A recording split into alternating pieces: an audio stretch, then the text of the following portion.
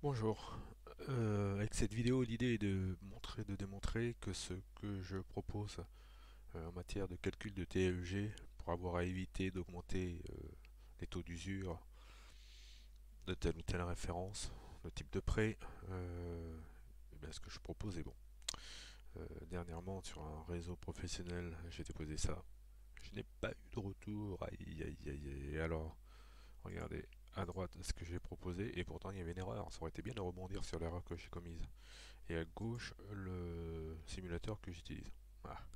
Alors je vais refaire la simulation là. Et après vous allez me dire oui mais t'es gentil Jean-Yves parce que ce que tu proposes c'est peut-être faux les calculs. Alors l'idée ça sera d'aller démontrer via une offre de prêt du premier producteur de crédit immobilier en France, évidemment en conservant secret les données personnelles, et bien qu'avec trois lignes de prêt différentes j'arrive au même TAEG. C'est parti, je prends là. Je vais d'abord effacer mes données ici. Effaçage des données.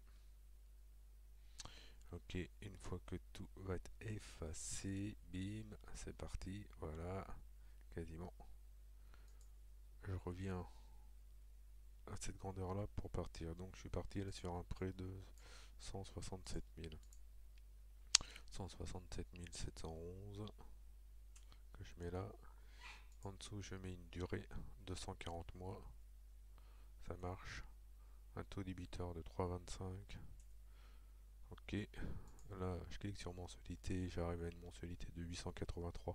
C'est pas ce que je trouve ici pour le moment. Donc là, j'avais mis une assurance emprunteur. Voilà, faut que j'enlève ça. Une assurance emprunteur de 0,80. Et quand je mets 0,80, 100% et que je calcule la mensualité, ça me dit 1063 pour un TEG de 4,61 là. Attendez, je vais créer une flèche qui va nous permettre de suivre tout ce que je dis. Vite fait une flèche là.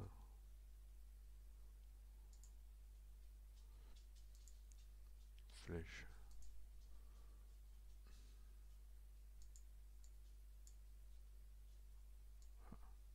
Que je vais mettre en rouge. Voilà. Ok, ça marche. Donc là j'avais mis 0,80 et je me suis trompé, c'était pas 0,80 mais c'était 0,60 qu'il aurait fallu mettre pour trouver la même mensualité. 0,60. Si je mets 0,60 que je recalcule la mensualité, je trouvais 1035 là, comme j'avais indiqué. Bah, je peux pas sortir de mon Excel avec ma flèche, ok, c'est cool. Comme j'avais indiqué là. Donc là, c'est pas 0,60, 0,80, mais c'est 0,60 qu'il faut mettre. Ok, hop, 0,60%. Je trouve bien 1035, je trouve bien. Alors, le TEG, je trouve 4,29. On va regarder les frais de garantie de prêt, j'ai mis 200, 2373. Les frais de dossier banque, 500. Donc là, ça me calcule 4,50 de TEG, assurance incluse. C'est bien ce que je trouve. Et je dis après, eh bien, si on a une subvention là, si on fait des travaux qui permettent l'amélioration de la performance énergétique, eh bien, si j'ai 12 000 euros de subvention, c'est possible, maximum 20 000. Ok, je l'ai écrit à côté, et un éco-PTZ de 24 000 pour le reste à charge avec un maximum de 30 000 à 0% sur 15 ans. Quel est l'impact? Si je considère, regardez bien, si je considère que c'est de l'apport, hein, qui a moins à financer, et donc c'est moi qui l'ai apporté, donc j'emprunte moi au bout du compte.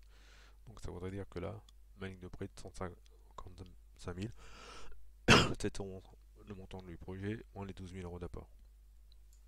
Si je fais ma mensualité, regardez, j'aurai un TAEG de 4,52. Ça bouge pas. Et si je dis que j'ai un prêt à taux zéro, un éco-PTZ de 24 000 euros, je le mets là. 24 000 euros, j'ai dit sur 15 ans, 180 mois, autodébiteur de 0%. D'accord. Donc, ça me fait ça. Ça va me baisser ma mensualité. cool. Regardez à 930 euros. Mais lui, mon TEG global ne va pas baisser. Il est de 4,52.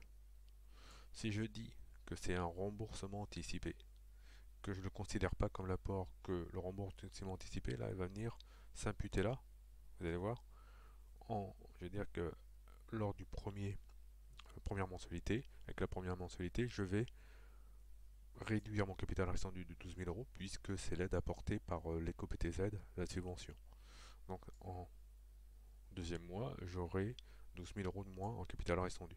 Donc j'ai créé un endroit où je ne considère pas que c'est de l'apport, je mets 0, 0, et le montant à financer, il est bien de réaugmenter de 143 000, enfin il est à 143 000, puisqu'on a 24 000 euros de PTZ. Donc regardez, je remets mon 12 000 euros, si je mets mon 12 000 euros, il dit 131 000, parce que j'ai 12 000 euros d'apport, si je les enlève, donc j'ai bien 12 000 euros en plus, mais je vais le mettre là, j'ai mis à cet endroit-là, je mets 12 000 euros. Et vous voyez bien que dans mon tableau d'amortissement, en M2, en M1 j'avais 143 711, et comme j'effectue un remboursement anticipé grâce à l'éco-PTZ, à la subvention plutôt, eh bien j'ai plus que 131 000 euros de capital restant dû. Je clique là, et moi je trouve, auquel cas, un TAEG de 3,58, assurance incluse, quand même l'assurance est hyper onéreuse. Mais là, on est à la porte du 1er avril 2023. Pourquoi? Pourquoi je dis cette date-là? Parce que le taux d'usure va encore modifier. Mais là, on est à, je sais plus trop combien sur 20 ans. Je pourrais le reprendre vite fait. Si je le reprends là, attendez, sur 20 ans, bon, on est bien là. Mais bon, c'est juste pour la forme. Sur 20 ans, Banque de France. Attendez, là. Ok.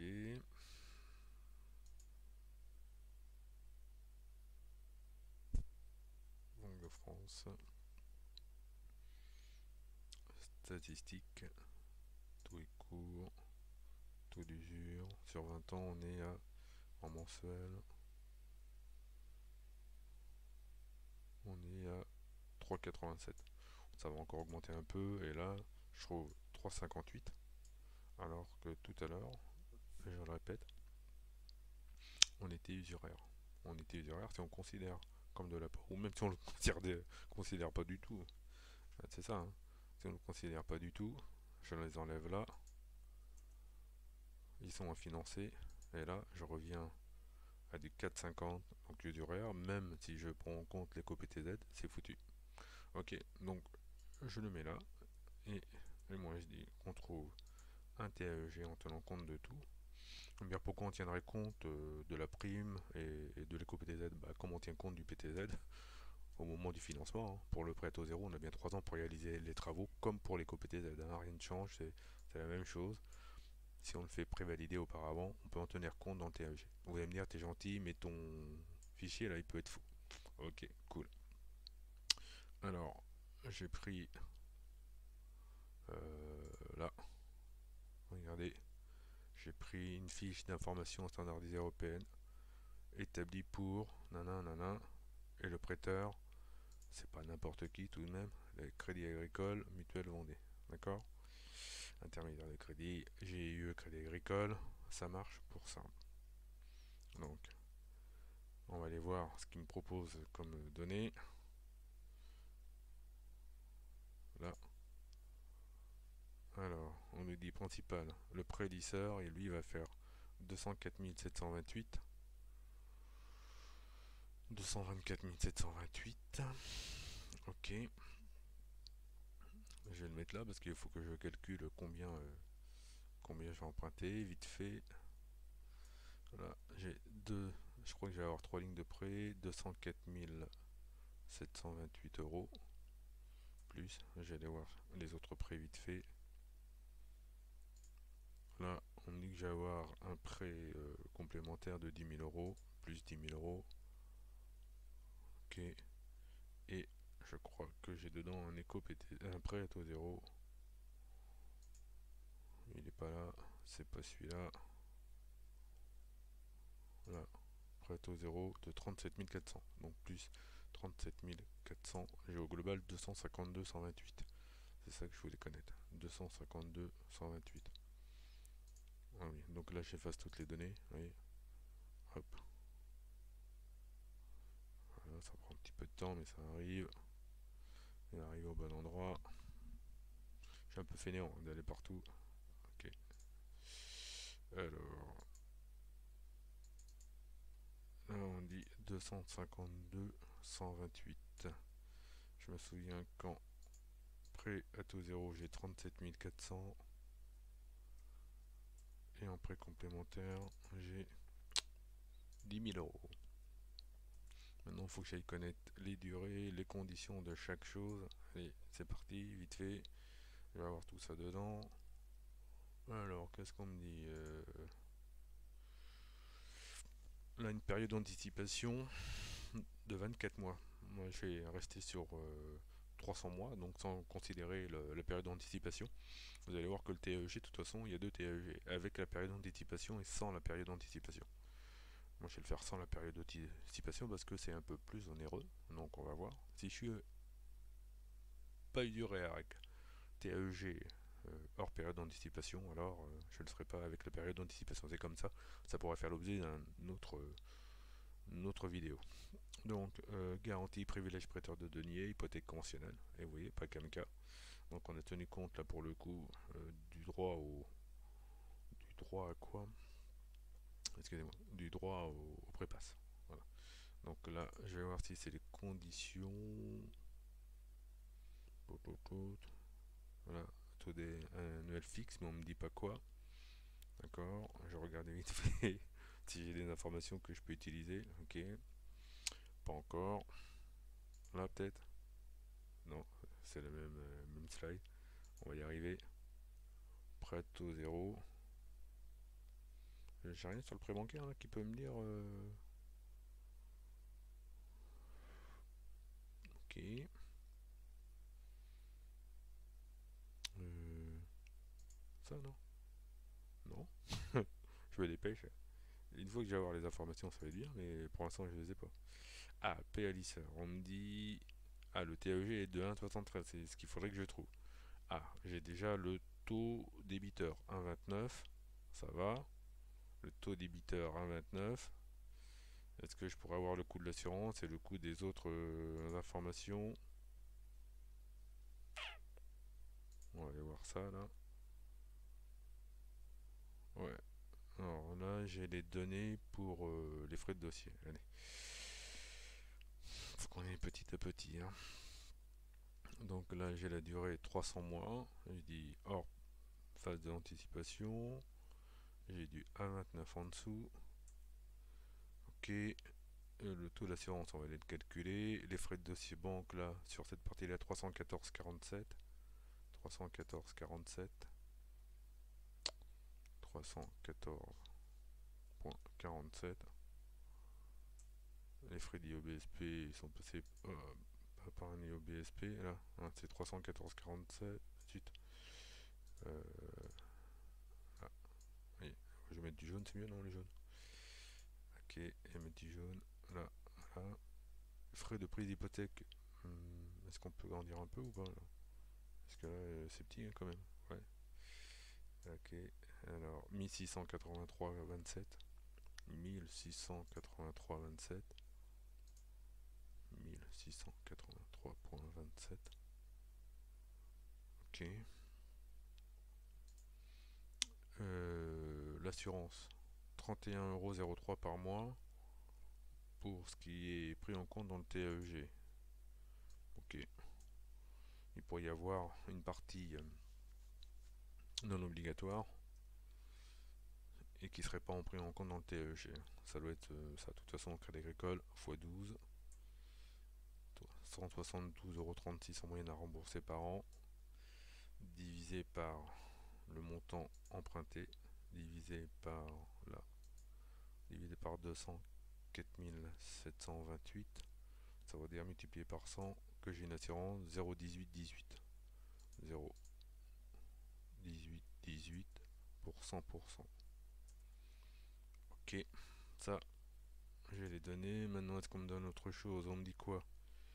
TAEG sur le prêt de 10 000 euros, ok. Donc l'assurance, comme ça va être le même taux que pour le prêt principal, je l'ai pris en compte. Là, les frais de dossier, c'est bien qu'on le dise là. Et les frais de garantie, on les met aussi, hein. Donc je vais les prendre en compte. Là, ouais, là. En troisième prêt, on me dit durée 300 mois. Taux débiteur, là, 1%. Frais de dossier banque, on a dit 185 euros, 53. 82 euros, 22 pour. Alors déjà, là, vous voyez, j'ai un TAEG qui m'a été donné de 1,57. Boum, pour le pré-accession. Et là, vous voyez que moi, là, elle est où ma flèche à moi? Où est ma flèche? Where is my flèche? Oh, elle est là. Je vais la ramener par là, ma flèche, parce que pour que vous voyez bien vite fait. Et vous voyez bien que là aussi, j'ai un TAEG de 1,57. Ça commence à sentir bon. Donc je vais aller voir le TAEG que ça me donne pour au global. Là, je trouve du 1,21, mais il faut que j'enlève parce que j'ai pas de j'ai pas de j'ai pas de alors frais OBSP 1,71 1,71, ah oui, pour le prêt là, mais j'ai pas donné les caractéristiques du prêt à taux zéro. C'est pour ça, parce qu'il faut que je trouve combien là. Il faut que je trouve le TAEG pour le prêt bancaire.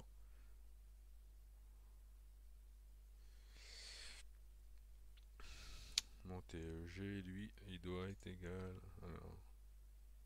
à 1,73, hein, c'est ça qu'il faut que je trouve. 1,73, pour l'instant je suis à 1,71, mais moi je sais pourquoi, vous allez voir. Il faut que je connaisse les caractéristiques du prêt taux zéro. Les prêts taux zéro, il est où? Ah, il est là.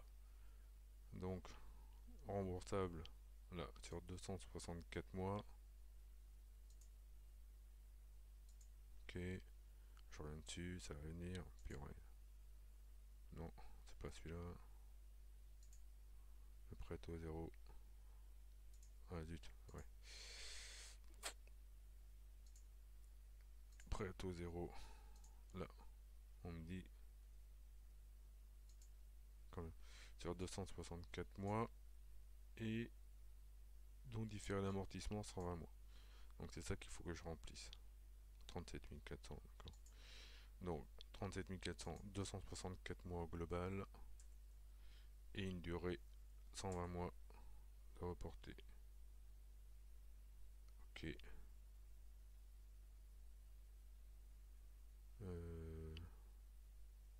Durée totale. Mensualité.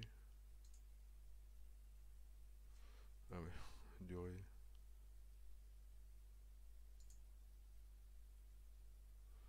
Durée de phase de remboursement, c'est ça. Moins ça.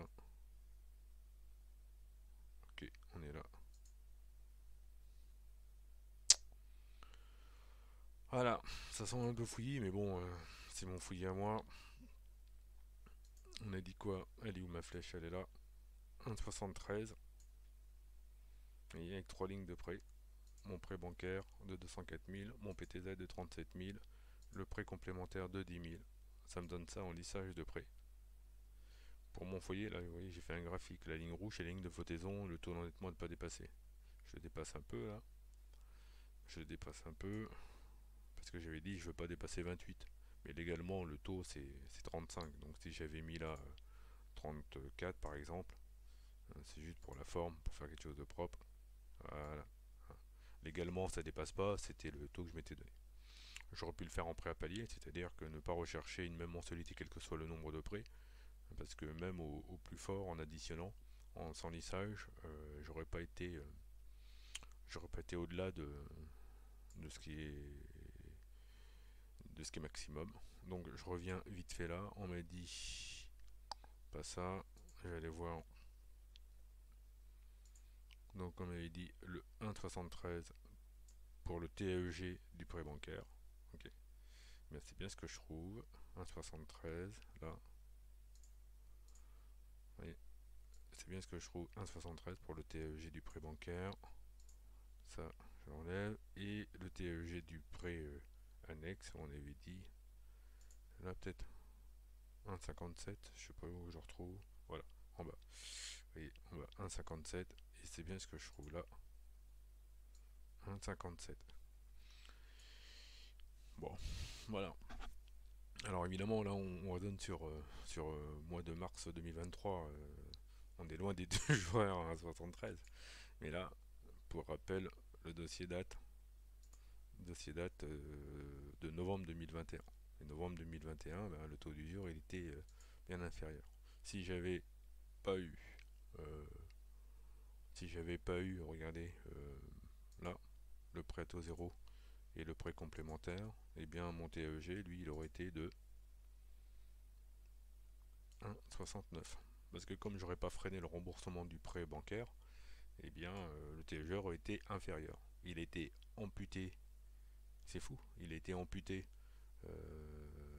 parce que il y avait d'autres prêts à rembourser par priorité. Mais là, on est à 1021 euros de mensualité avec un TEG plus faible que tout à l'heure. Alors que si je remets mon 37 400 et mon 10 000 euros là, je suis plus à 10 000 euros de mensualité, mais bien inférieur. Hein, j'économise là pour le coup que 30 euros, mais j'économise 30 euros par mois, mais j'ai un TEG plus élevé. Ce qui veut dire que, à coup sûr, mes formules pour calculer TEG en présence d'autres prêts, en l'éco-PTZ, et en prenant en compte ma subvention dans le cadre de travaux d'amélioration de performance énergétique, c'est bon. À vous de me prouver le contraire que c'est pas bon. Voilà. Je vous ai expliqué au début qu'on y était. Donc là, je viens de prouver par A plus B que mon fichier est bon pour calculer les TEG. Là, je le remonte. Ah, ça c'est pour le petit. On va le remonter vite fait pour le global. 1,73, voilà. 1,73. 1,73. On y est. A très bientôt. Je suis prêt à répondre à toutes vos questions.